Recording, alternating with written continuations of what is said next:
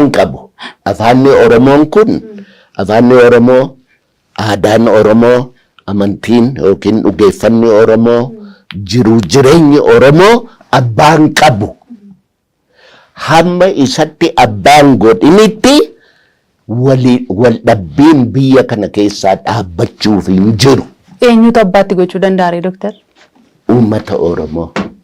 Wal'aansoo nama kunoo bara Haile Sillaaseetii qabee bara Minilikii qabee Oromoon irratti du'aa jiru kuni abbaatti godhuudhaafi bara. Akka Oromoon aadaan Oromoo, qabeenyaan Oromoo, lafti Oromoo, dhugeeffanni isaa, jiruu jireenyi isaa abbaa godhatu hin barbaadani. Warra hin barbaanne jira. Warri hin barbaanne kun immoo ergamtuu faranjiiti. Faranjiidha. Cubbuu Afrikaa irratti, cubbuu Oromoo irratti hojjetame hundumaa fi kan itti gaafatamu faranjiidha. Talaalaakiin faranjiis wajjin itti gaafatamu. Warri ammaas yoo jedhee iyyu kuni talaalaakii faranjiiti hundisaayyuu bara.